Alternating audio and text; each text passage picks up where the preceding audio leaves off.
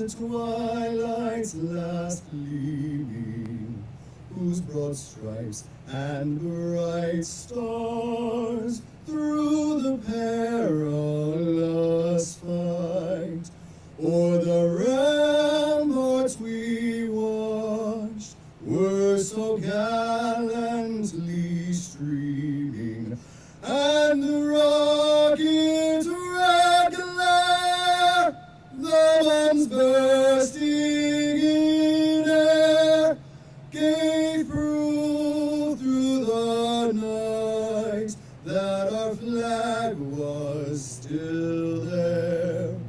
Oh, say does that star-spangled banner yet wave o'er the land of the free and the home of the brave?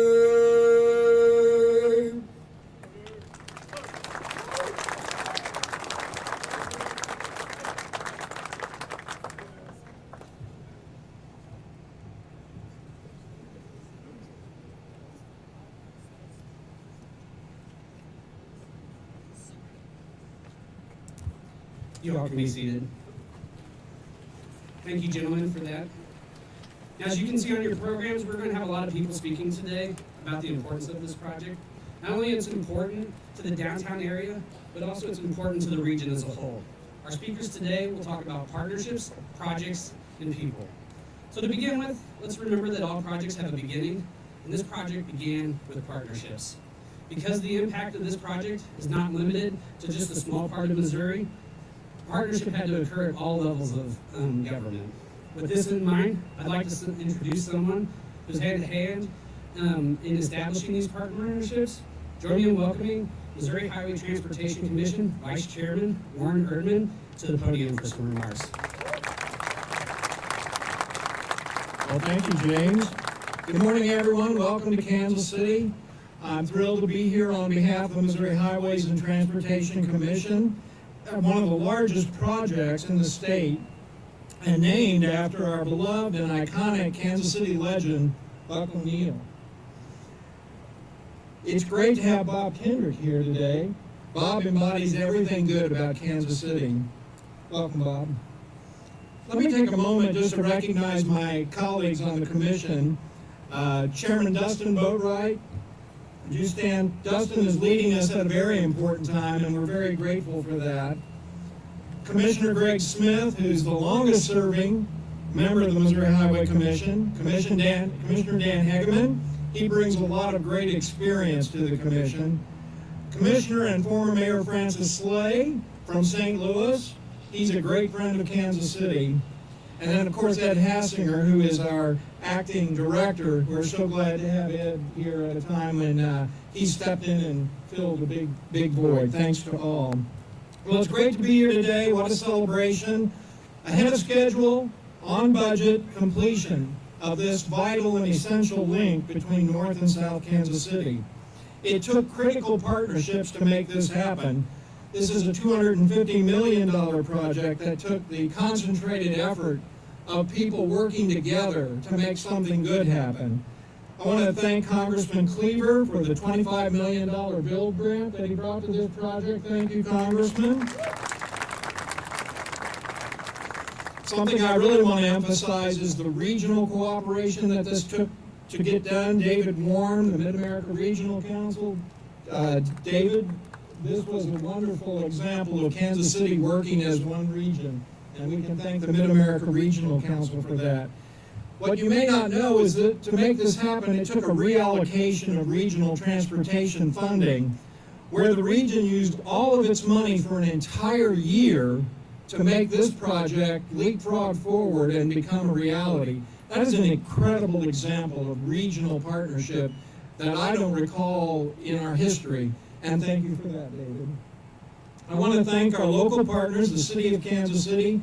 They not only put in their time and energy, but contributed $72.5 million to this project. I want to thank the city leadership at that time, and then, of course, Mayor Lucas now, who is representing the city today. Thank you, Mayor. And then, of course, none of this would happen without the tremendous work of the partnership that actually built the bridge, Massman Construction, Clarkson Construction, and we'll hear from them today, HNTB, all of the wonderful subcontractors, and of course, our wonderful MoDOT team.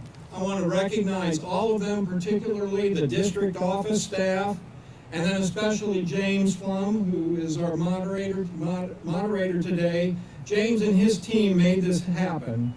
And then I also want to understand joining us today is Mary Miller, who was the project manager who started the project, and she's retired now. But Mary, you got the whole thing started, thanks to you. My commission colleagues and I are very excited to be part of a monumental project on this scale, and it will be part of the city's landscape for a century. I want to recognize two of the members of the commission who were there and joining us today when this project was approved, Commissioner Tom Waters and Commissioner Terry Ecker. Thank you for joining us today. And of course, none of this would have been possible without Governor Mike Parson and the members of the General Assembly, past and present, who are joining us today. I understand this was the first project the governor took on when he became governor of Missouri, and it's fitting and appropriate that we would dedicate this project as he brings his great term as governor to end. We've been extremely supportive of projects around the state, all of which were made possible by our governor and by members of the Missouri General Assembly. What a wonderful legacy you have left Missouri. So now, what a wonderful legacy. Now I have the pleasure of introducing a dedicated partner, someone who most appropriately could be remembered, among other things, as the Fix Our Roads and Bridges governor. The workforce and infrastructure laser-focused 57th governor of the great state of Missouri, Governor Mike Parson.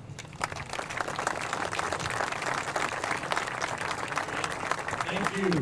Thank you. Good morning, everyone. Man, it's hot out here, isn't it? It is up here on this stage. I'm going to tell you all what Elizabeth Taylor told her 7 husbands. I won't be keeping you long. So, hey, might as well have a little fun. I'm going out. I don't care. You know, I can say whatever I want today. You know. First of all, let me say thanks to a lot of people up here.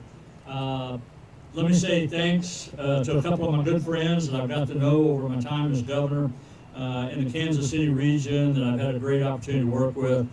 Congressman Cleaver has been a great advocate for me as the governor, a great person I could always rely on when he was trying to make Kansas City better. And I want to thank you, Congressman, for the service. Thank you. Now you have the mayor. Now me and him might talk a little smack every once in a while, but at the end of the day, he loves this city and he loves this area, and every day he's trying to do best for what's Kansas City, and I've always had a great workmanship with the mayor of Kansas City. Quentin, thank you very much for your service. And all my MoDOT commissioners, I know you've been introduced, and Ed up here, and all the partners up here to make something like this a reality happen. And I know that's what we're here to talk about today, or what we're really supposed to be talking about today. But I'll tell you why I really came to Kansas City today.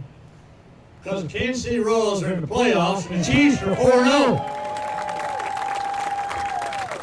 Gotta make sure we get our priorities right to be able to do that today. And like I said, I ain't running, I don't care.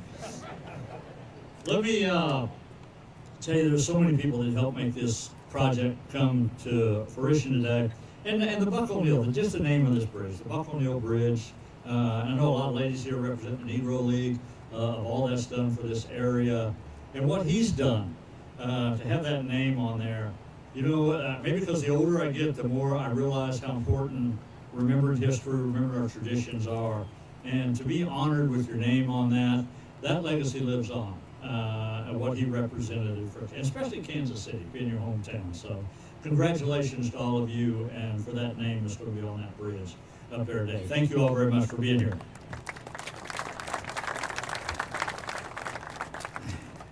And before I get too much of the remarks, I've kind of called out all the dignitaries up here, my commissioners, everybody.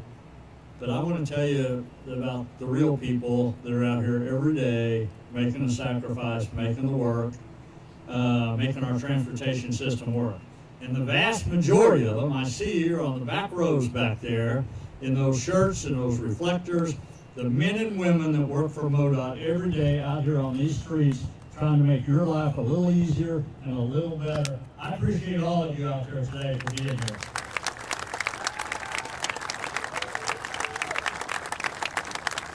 When I had my first state to state 6 years ago, this is one of the things I announced in the state to state. And what that just basically means, you're saying you're going to commit to certain projects in the state of Missouri. And I will tell you how that conversation went. Most of you knew at that time I wasn't planning on being governor. So a short time later, I did a state to state, and everybody in Kansas City said the most important project is the Buck O'Neill project because it brings the Northland together with Kansas City, and this is what we really want up here. I said, well, that makes sense to me. What's the problem? Well, something called funding, Governor. So in the state address, I said, I made the announcement, I remember it. Our main priority is going to do the Buck O'Neill Bridge in Kansas City, Missouri. And then I remember going in the office, talking to MoDOT, and says, hey, can we do that? Because I just told everybody we could. So 6 years later, here we are, $112 million investment from the state of Missouri to partnership with the local money. And that is what it's all about, is saying you're going to do things and following up with what you're going to say and making completions of this bridge. It'll make it so much better for people's everyday lives. 50,000 vehicles, I believe, will go across this bridge every day. If you don't think that's not important to your region, I guarantee you any other town in the state of Missouri would love to have 50,000 cars coming across one road into your community. And what that'll also tell you, they're going to work and spend money. So it was great to be a partnership with all of you that are here today.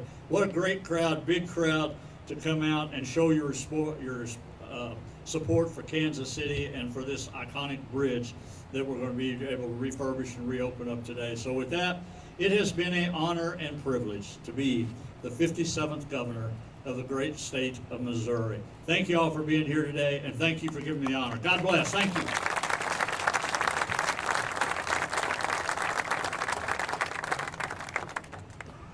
I'm happy to be celebrating this project. I do wonder if we'll talk about the Chiefs and Royals more than this project, but we'll see how that goes throughout. So, thank you, Governor Parsons, for those remarks. We appreciate the partnerships that we've had so far with you and the many great things that we've been able to accomplish. So next on the speaker list, we have someone who's no stranger to Kansas City. Manuel Cleaver has served Kansas City in many ways, including as city councilman and as mayor of Kansas City from 1991 to 1999. He is currently a member of the United States House of Representatives, representing Missouri's 5th Congressional District. Please welcome to the podium, Congressman Manuel Cleaver. Good morning. Thank you, Governor. Buck O'Neill was a significant figure to the whole metropolitan area, but he was extremely significant to me. And although I didn't know it at the time, I spent the last 2 evenings of his life with him at Research Hospital. One of those evenings, we had a young lady who was his escort around town, Evelyn Belzer. Even on the night before he died, Buck O'Neill never, ever said one single nasty word over the fact that he was excluded because of his race from playing in the major leagues. Not one single time.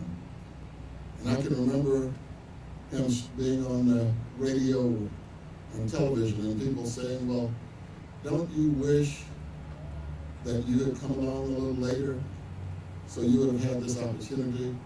And his response each time, and I quote, was this: I was right on time.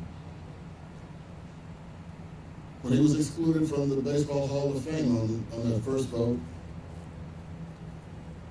he didn't say a nasty word. And Buck was the kind of person who I think understood, because for him, all of that negative stuff was water under the bridge. And so it is appropriate that we name this bridge after a great human being. Now, Kansas City, because of this bridge, is a declaration that we are moving forward. And to show you what I'm trying to say, two people who are not here were extremely big players in this. I don't know if the people around the state understand this. We have the chair of the Transportation Committee of the House of Representatives from Missouri. Now, for most people, that's not a big deal, you know, chairman. That means money, and millions of people would want that money. Millions of towns, if they exist in the millions, would want money for bridges. And so Sam Graves is not here. And his district starts on the other side of the river. But he was right in sync with the governor as the transportation chair and dealing with the bipartisan infrastructure bill. He and Roy Blunt. And so I think it would be appropriate, in fact it would be rather inappropriate for me not to mention that fact. Now, Kansas City, with this bridge, is making a lot of statements. And one of them is that as long as the people of this community are willing to build bridges, the city of Kansas City, nor the metropolitan area, will never fall into the deep, dark abyss of municipal minimalism. This is a major state and a major community. We work together. We get things done. Somebody said when we were coming, I was walking in, well, a lot of people would love to be able to do this today. That is right. Every city in the United States would like to be right here doing what we're doing. And if you're from this municipal area, you ought to feel good about yourself. You are a resident of this community, and this is one of the most significant communities, as far as I'm concerned, in this country. Not just because we win football games and baseball games. We're good because we win on days like this. Let me introduce you to the mayor of Kansas City, Quentin Lucas.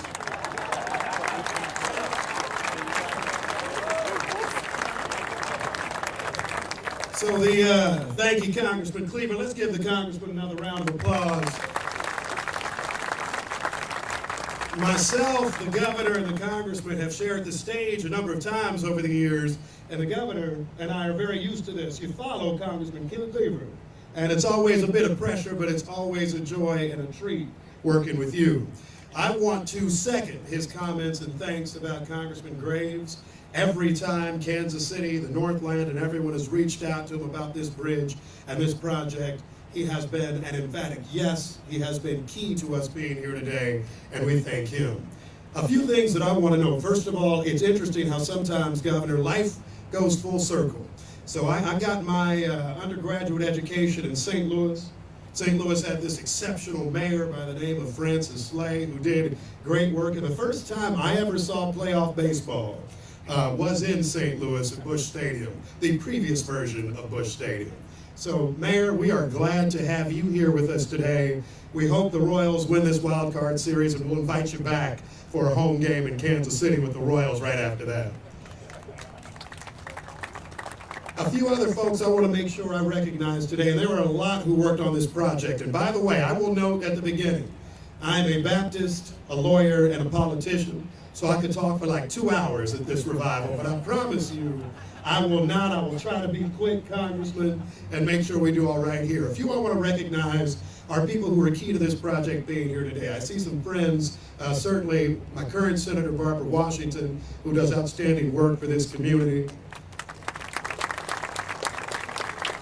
My colleagues on the City Council, Darrell Curls, Lindsey French, and Wes Rogers, thank you all for being here today. Former members of the Missouri Senate, Jason Holzman and Ryan Silvey, thank you for being here and working with us through all these years. And I'll include in that Senator Hageman because you were the finance guy, so I always have to say thank you for making sure everything worked out. There are many reasons that we are here today. One of those reasons, and I will note this, not when I became mayor in 2019, but when I was elected to the city council 4 years before that. The Northland Regional Chamber pulled me into a meeting, and I was elected at large, but out of the east side of Kansas City. And they said, you need to make this one of your priorities like it's one of our priorities. And they pushed it and worked it with us as it worked through our own city council, other communities, through Mark. Thank you to everyone in the Northland Chamber who has been a vital part of this project. I appreciate you. I see you. And so if someone can feel recognized, our former Mayor Pro Tem Scott Wagner and Clay County Commissioner, please stand to be recognized on behalf of everyone who worked with this. So Mr. Erdman noted the contribution of Kansas City taxpayers, and we were proud to be part of it. Back in 2017, as we worked on the general obligation bonds, we went out to everyone and said, we have some really important projects that we need to address for the future of Kansas City in every part of Kansas City. Mayor Pro Tem Wagner, Mayor James, a selection of others, the then city manager, Troy Schulte, said we need to make sure that it is a project, or pardon me, a bond, where we're not just voting on our own projects in our own districts, but instead something that can unite a city. Well, today we get to celebrate that great uniting of Kansas City. I'm proud of so many of you, those who built this project, those who will keep this bridge maintained, and more than anything, everyone who is preserving the legacy of Buck O'Neill. I always love being with Bob Kendrick, who is the best dressed man, not just in Kansas City, not just in Missouri, but really in all of America. But for those of us who had the chance to meet Buck O'Neill, I did not get to know him nearly as well as the congressman did, but he liked to make people sing. So I really am gonna make y'all sing. Don't worry, this isn't a politician singing alone, right? And this is all of you. And he had this wonderful tune, the greatest thing in all my life is loving you. So we're just gonna sing that twice and I'll get out of the way, let y'all enjoy your ceremony as a celebration of Buck and all that he means to Kansas City, America, and baseball. So repeat after me with each verse. The greatest thing in all my life is loving you. Okay, a little louder next time. I see you, Clarkson. Ready? The greatest thing in all my life is loving you. Thank you all so much. I love you all. Congratulations on this great bridge. A great day for Missouri. Thank you, Governor. Y'all have a wonderful day.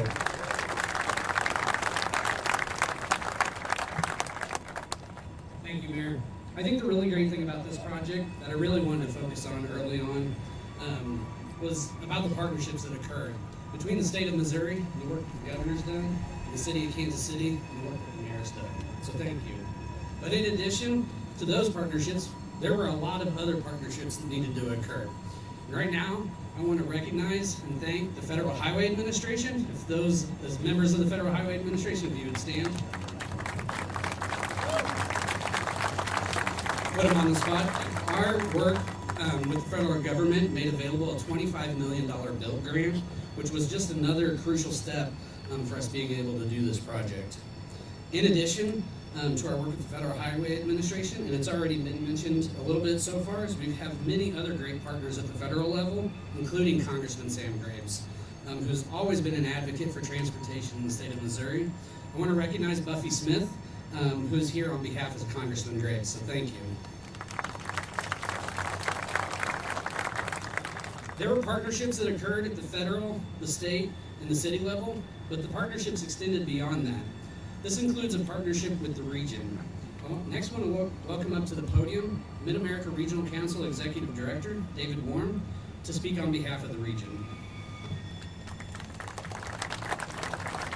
Thank you, Jim. It is such an honor to be here today representing the region. This project, all of you assembled here today demonstrate that when we work together as a region, we can do great things.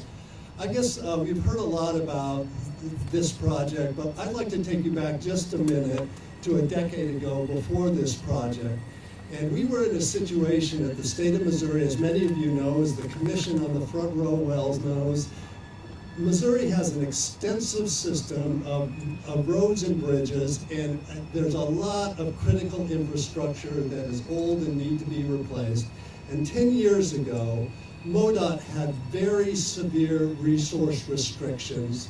It was trying to keep up with the backlog of deferred maintenance and at the same time invest in growing, vibrant places like this town. And it was an impossible choice. We were faced with this bridge, which we knew was ending its useful lifespan, figuring out what to do. A couple of things happened at that point in time. MoDOT and the city worked together and asked Mark to play a role in bringing together not only Kansas City, but folks on the other side of the state line, folks north, folks east, to think about the entire loop system. Because if you do one thing to a bridge, it affects everything connected to it. And so we did a planning study at that point in time that created a broader context for this bridge, so you can know that this system is part of a strategy that connects us all across the region. And that was the essential purpose we had to hang on to, was keeping the connections between north and downtown healthy, and also to points farther south. And what happened during the study, as it came to a conclusion, it was clear that we needed to do something different in this location, and about the same time, the dynamics of this bridge became increasingly urgent, and we had to figure out a way to replace it fast without disrupting traffic across the river to the extent possible. And that's where the region pulled together. It was at that moment, it was a galvanizing moment when cities and counties, when the Northland Chamber, the Downtown Council, the Greater Kansas City Chamber, public and private leaders came together in an extraordinary way and made a decision. All of the cities across the region, not all of them, but a whole lot of them across the region, made a decision to pause their access to federal funds for 4 years. For 4 years, they stood on the sidelines and made this project a priority.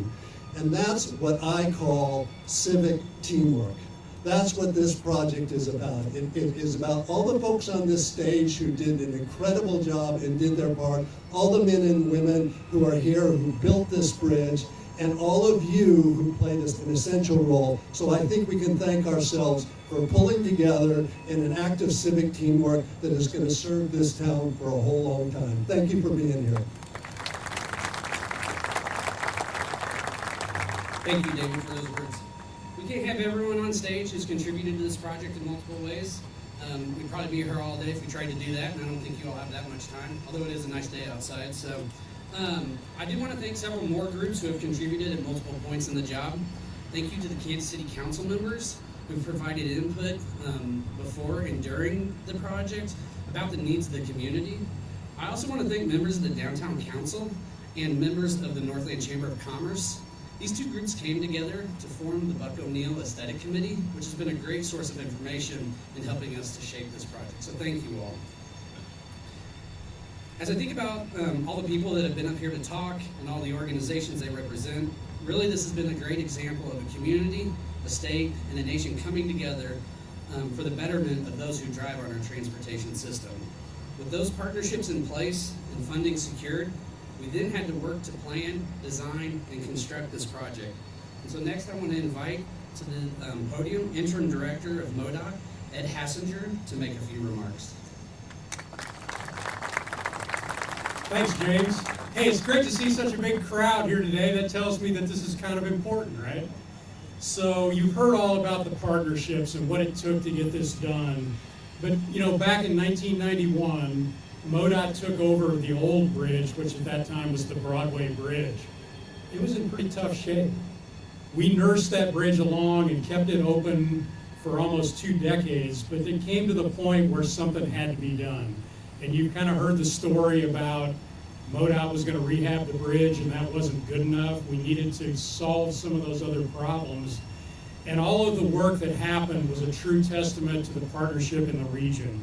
So we had a plan, but what I want to talk a little bit about is the men and women that executed the plan. You've heard from James up here, who's our project director, but we had a great partnership with the construction team. You can see him out here in the red shirts. I'm seeing TJ right here. is the project lead for the Massman-Clarkson team. And really, when this project was going on, you couldn't tell who was MoDOT, who were the designers, and who were the constructors. What a partnership to do to make this happen.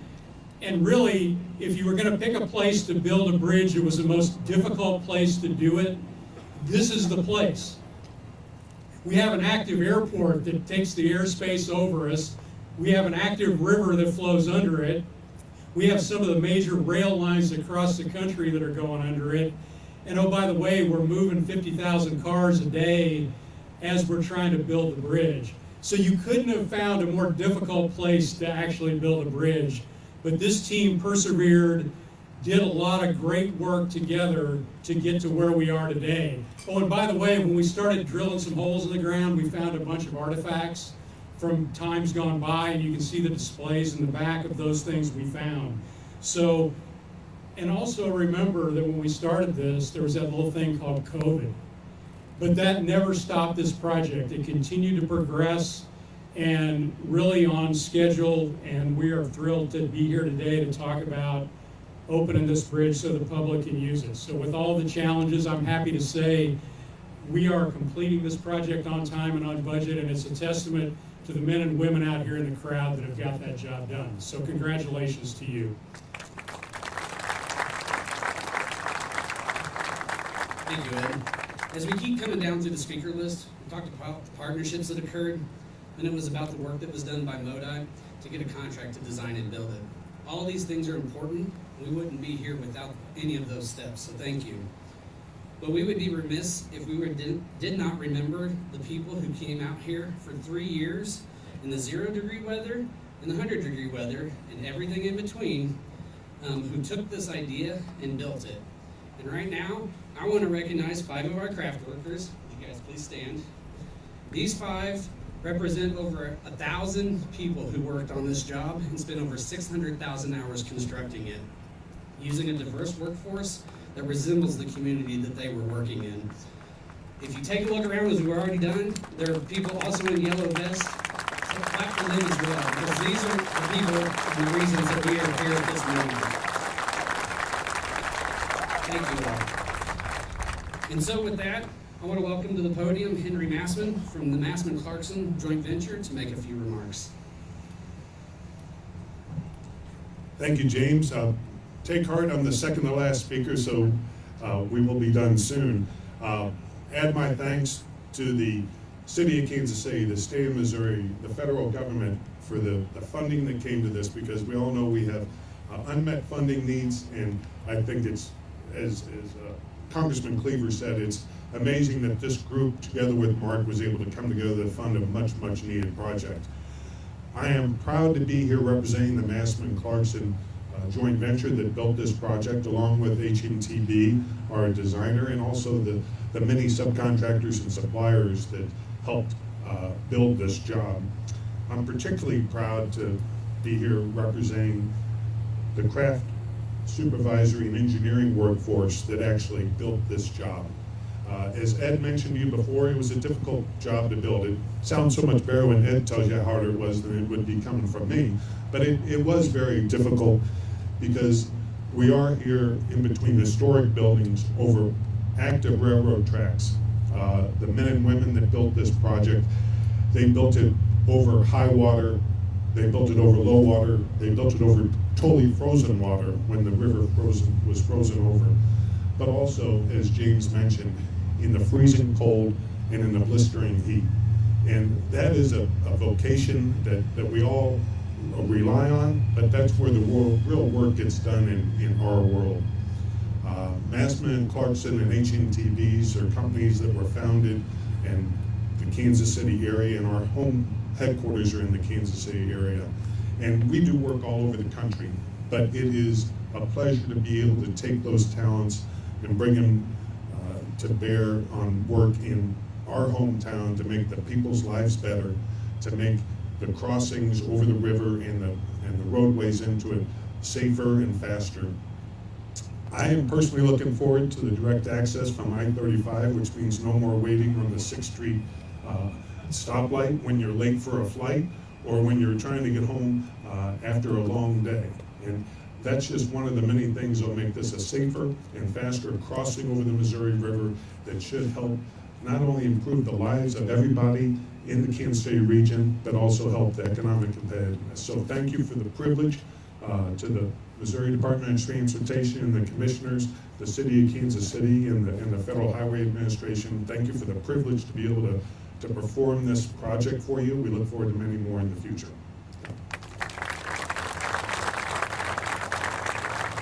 Thank you, Henry. Now as we get towards the end of the speaker list, I think it's important for us all to remember the MoDOT does not name highways and bridges. That is done by legislative action through the will of the people. And I would like to spend time today remembering the fact that this bridge is named after a Kansas City icon. I did not grow up in Kansas City, and so throughout the life of this project, I've spent a lot of time learning about who this project is named after, John Jordan Buck O'Neill.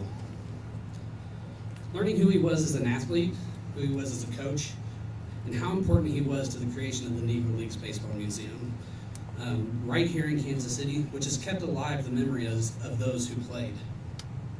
And in my time of learning, I spent a lot of time listening to one person who not only worked with Buck O'Neill, but was also his friend. And so I can't think of anyone better to speak to the life and the legacy of Buck O'Neill than Bob Kendrick. And I have a little bit more here. I want to read it and get it right. So, Bob Kendrick began his association with the Negro Leagues Baseball Museum as a volunteer during his 10-year newspaper career with the Kansas City Star. He received an appointment to the museum's board of directors in the fall of 1993.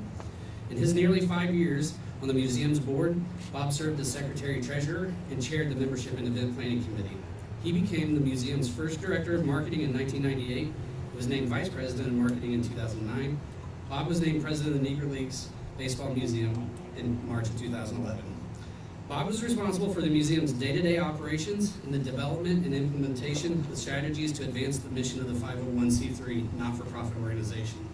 Founded in 1990, the Negro Leagues Baseball Museum is the world's only museum dedicated to preserving and celebrating the rich history of African American baseball and its profound impact on the social advancement of America. Join me in welcoming to the podium, Bob Kendrick.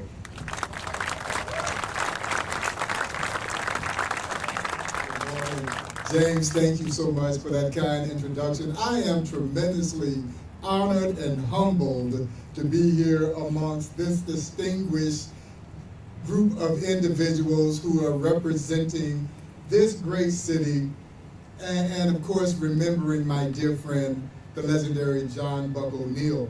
And before I begin my brief remarks, I do also want to recognize our team at the Negro Leagues Baseball Museum, our staff, and of course, members of our board of directors. Thank you all so much for being a part of helping keep the legacy, not only of Buck O'Neill, but the more than 3,000 men and women who call the Negro Leagues home. I also, too, want to acknowledge my friends, Ryan Sylvie and Jason Holzman, who, when they reached out to me, they were state senators at that time, and they reached out to me in 2016 and said, what do you think about naming the old Broadway bridge after Buck? I said, well, number one, Buck would be happy to have anything named after him, and I think it's a great idea. And they, and of course the General Assembly, pushed that legislation through. And as you could well imagine, Mayor Q, there were some folks who were not happy that we named that old bridge after Buck. But I do think that both Jason and Ryan had a greater plan, and maybe we can call it divine intervention. Because I think we all knew that the best way to possibly get a new bridge done was to name the old bridge for Buck, because when it came up for vote, how are you going to vote against a bridge named for Buck O'Neill? And of course, the community overwhelmingly passed that vote, which gets us here today. I want to go back to 1938. When Buck O'Neill made his way here to Kansas City to play for the great Kansas City Monarchs. And it's only fitting that as we celebrate the 100th anniversary of the Monarchs winning the very first Negro Leagues World Series, becoming this great city's first major professional sports team champion of any kind in 1924, that our Kansas City Royals are back in the playoffs.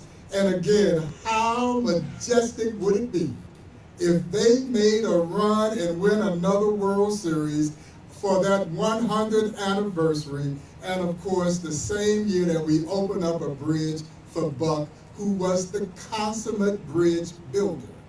If anyone deserved a bridge, it would be Buck O'Neil. Buck O'Neil bridged people unlike anyone I've ever seen in my life. He bridged black and white, young and old, men and women in ways in which it left us all somewhat spellbound by his consideration, generosity, and ability to see the good in every single human being. I met Buck O'Neil for the very first time in 1993. And I remember then that the museum was in a little tiny one-room office. And when I first met Buck, one of the first questions that I posed to him then was, what motivated you to want to build a Negro Leagues baseball museum? And folks, his answer was succinct, but also very poignant, so that we would be remembered. You see, folks, he did not want us to forget those men and women who forged a glorious history in the midst of an inglorious time in American history, and how not only was their passion for baseball instrumental, but what they did was they helped change this country for the better. Well, a year later, in 1994, the legendary filmmaker Ken Burns released the film Baseball. And if Ken was with us today, he would tell you that the star of baseball was a man by the name of Buck O'Neil. And y'all, America fell in love with this charming, gentle man who was telling wonderful baseball stories to baseball fans that they had not heard before, and he was doing it with a twinkle in his eye and a smile that lit up the screen, and America fell in love with Buck. He was 82 years old at that time, and I'll never forget that the headline in the Kansas City Star said that a star is born at 82. And the good Lord blessed him to live for another 12 years, where he was out there preaching the gospel of the Negro Leagues and the virtues of his museum to any and everyone who would listen. I just happened to be hanging from the hem of his garment. And now I get to preach the gospel of the Negro Leagues and the virtues of Buck's Museum to any and everyone who will listen. And as I stand here proudly today with this bridge that will connect north and south, a new artery that will eventually take people over to Buck O'Neil's new house, a brand new Negro Leagues baseball museum that we're building. And when I come knocking on y'all's door, don't run, because we're doing this for Buck. And again, if anyone deserves a bridge, it is Buck O'Neil.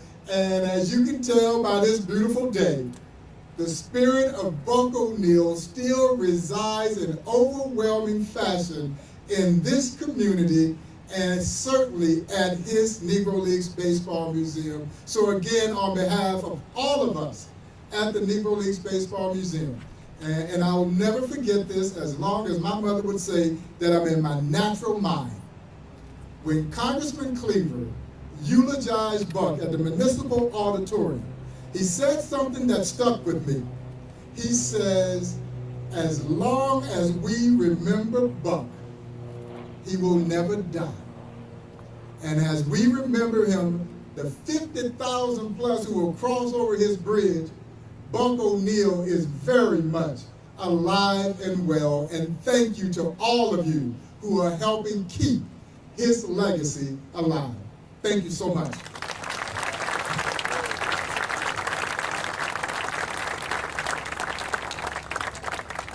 Thank you, Bob. I really appreciate the time that you spend to come and help remember the life and legacy of Buck O'Neil. May we all look upon the life of Buck, especially how he treated other people, and remember that for ourselves. Now, we've talked about the partnerships, we've talked about the planning and the design and the construction of the project. We've talked about the legacy of the person for who the bridge is named after. We've looked to the past and the things that we've done to get to this point. Let's take a moment to look to the future to celebrate the improvements that are about to come to Kansas City. And so to do that, I would ask our speakers to come forward, grab your scissors under your chairs. While we're doing that, I ask that we remember that this project is not just for those of us in the present that are going to be driving across it, but it's also for those of us in the future. This bridge was built to last 100 years, and the improvements constructed here are not just for the drivers of today, but also for the drivers of the future. And so as we celebrate the near completion of this project, remember it's not just a celebration of a decade of work, but also a celebration for the improvements that are going to come to benefit future generations.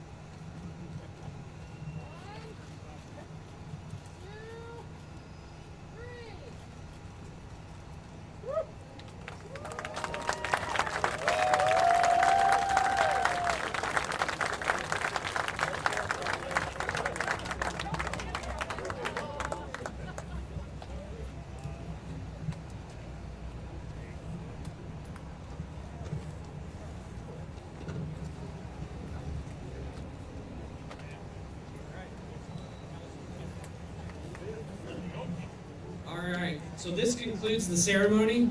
I want to thank everyone that has came out today to celebrate the completion of the largest MoDOT project in the Kansas City area in over a decade. As you make your way out, please take time to enjoy the music of the Jazz Quartet from UMKC, grab some peanuts or Cracker Jack, or look at the various display that show the rich history of the project area. And keep in mind, the archaeology and the artifacts shown over here were found because of the work that was done on this project. Thank you all.